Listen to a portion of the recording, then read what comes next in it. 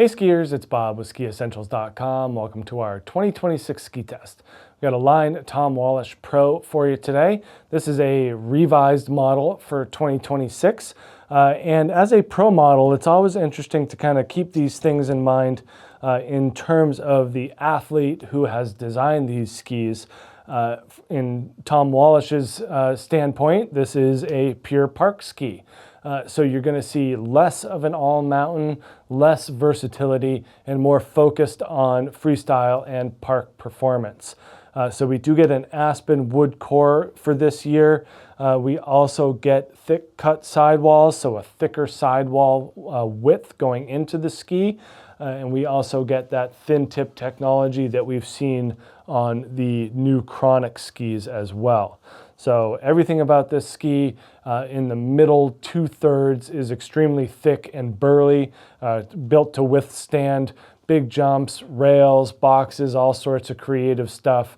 And then the ends are a little bit more light and a little bit more flexible just to accommodate more creativity.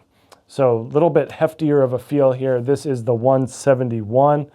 We're on the scale here at 1,850 grams. So a nice weight for kind of, you need something that's a little bit hefty to withstand, big airs and really dynamic skiing. But at the same time, you don't want it to be overly heavy to kind of incorporate drag into the mix. Do get two lines on the ski. There is a center line, and then about two back, kind of more of that freestyle recommended line. But nice to see that they put that in there as well. And then flex-wise, yeah, there's some stiffness in this underfoot area, clearly a little bit softer in the tips and tails. That is making the ski more amenable to groundwork, butters and ollies and stuff like that.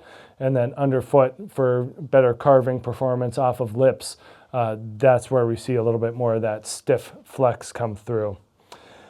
Pretty symmetrical, 118, 90, 116, and that produces a 19-meter turn radius. So pretty long and straight, not going to catch or hook at all. Also going to kind of take away from the carving capabilities of the ski. Pretty good positive camber underfoot. That generates a lot of snap and pop, especially if you're carving off of a jump. You're getting that energy built into the ski that way.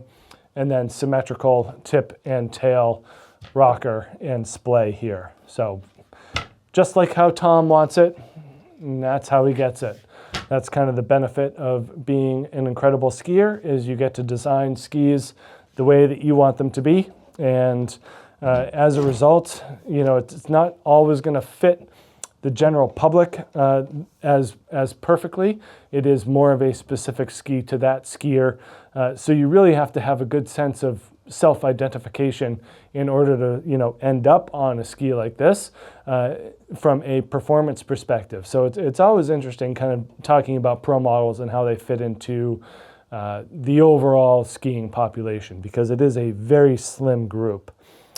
Even a freestyle skier like Ryan Nagel, he notes, I would stick to park. The ski doesn't respond well enough to ski on groomers.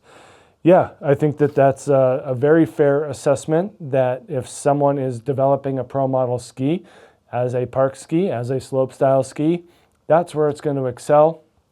And it's probably not going to be as accomplished in those other zones. But from Tom Wallisch's standpoint, and who's to argue, this is the best thing you can get for terrain, park, and freestyle applications. So if that sounds like you, make sure to check out this new Line Tom Wallisch Pro here at SkiEssentials.com, and we will see you out there on the hill. Bye.